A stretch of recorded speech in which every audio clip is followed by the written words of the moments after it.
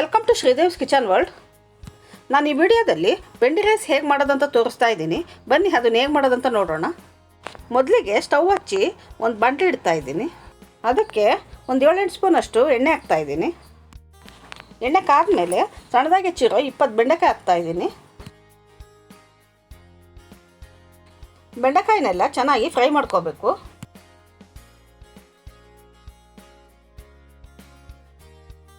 ಒಂದು 5-6 ನಿಮಿಷ ಚೆನ್ನಾಗಿ ಹುರ್ಕೋಬೇಕು. ಬೆಂಡೆಕಾಯಿ ಎಲ್ಲ ಕಲರ್ ಚೇಂಜ್ ಆಗಿ ಹುರಿದಿದ್ದಾಗಿದೆ.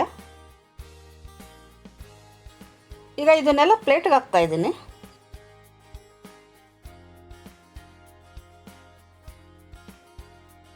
ಇದನ್ನು ಸೈಡಿಗೆ ಎತ್ತಿಟ್ಕೊಂಡಿದ್ದೀನಿ. ಈಗ ಅದೇ ಬಾಣಲಿಗೆ ಒಂದು ಅರ್ಧ ಸ್ಪೂನಷ್ಟು ಸಾಸಿವೆ ಹಾಕ್ತಾ ಇದ್ದೀನಿ.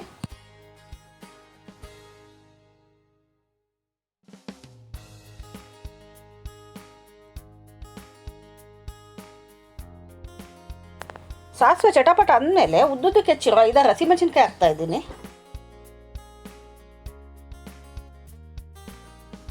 ಒಂದು ನಿಮಿಷ ಆದಮೇಲೆ ಸಣ್ಣದಾಗಿ ಹೆಚ್ಚಿರೋ ಒಂದು ದೊಡ್ಡ ಈರುಳ್ಳಿ ಹಾಕ್ತಾ ಇದ್ದೀನಿ. ಇದನ್ನೆಲ್ಲ ಚೆನ್ನಾಗಿ ಫ್ರೈ ಮಾಡ್ಕೊಳ್ಳೋಣ. ಸ್ವಲ್ಪ ಕರಿಬೇವು ಹಾಕ್ತಾ ಇದ್ದೀನಿ. ಇದನ್ನೆಲ್ಲ 3-4 ನಿಮಿಷ ಫ್ರೈ ಮಾಡ್ಕೊಳ್ಳೋಣ.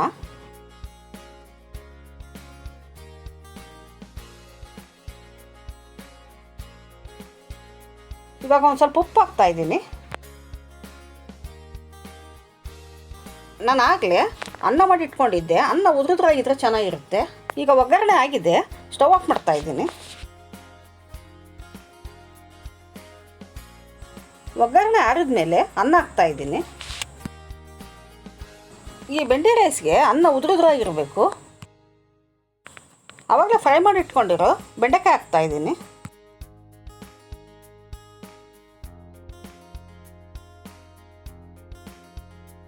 ಈಗ ಅನ್ನದ ಮೇಲೆ ಒಂದು ಸ್ಪೂನಷ್ಟು ಜೀರಿಗೆ ಪುಡಿ ಹಾಕ್ತಾ ಇದ್ದೀನಿ.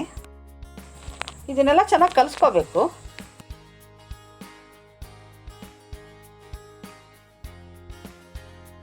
ಆಗಲೇ ಉಪ್ಪು ಹಾಕಿರೋದ್ರಿಂದ ನೋಡ್ಕೊಂಡು ಹಾಕೋಬೇಕು. ಈಗ ನಾನು ರುಚಿಗೆ ತಕ್ಕಷ್ಟು ಉಪ್ಪು ಹಾಕ್ತಾ ಇದ್ದೀನಿ.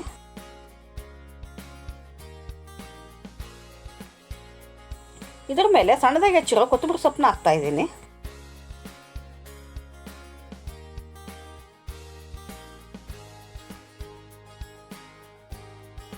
ಈಗ ಬೆಂಡಿ ರೈಸ್ ರೆಡಿಯಾಗಿದೆ. ಅನ್ನ ರೆಡಿ ಇದ್ದರೆ ಕೇವಲ 15 ನಿಮಿಷದಲ್ಲೇ ಮಾಡ್ಕೊಂಬಿಡ್ಬೋದು. ಇದನ್ನು ಬೆಳಗ್ಗೆ ತಿಂಡಿಗೆ ಕೂಡ ಮಾಡ್ಕೋಬೋದು. ಈ ಬೆಂಡಿ ರೈಸ್ನ ನಿಮ್ಮ ಮನೆಯಲ್ಲೂ ಟ್ರೈ ಮಾಡಿ ಹೇಗೆ ಬಂತು ಅಂತ ಕಮೆಂಟ್ ಸೆಕ್ಷನಲ್ಲಿ ತಿಳಿಸಿ. ನಿಮಗೆ ಈ ವಿಡಿಯೋ ಇಷ್ಟ ಆಗಿದ್ರೆ ಲೈಕ್ ಮಾಡಿ, ಶೇರ್ ಮಾಡಿ. ನಿಮ್ಮ ಅನಿಸಿಕೆ ಅಭಿಪ್ರಾಯಗಳನ್ನು ಕಮೆಂಟ್ ಸೆಕ್ಷನಲ್ಲಿ ತಿಳಿಸಿ.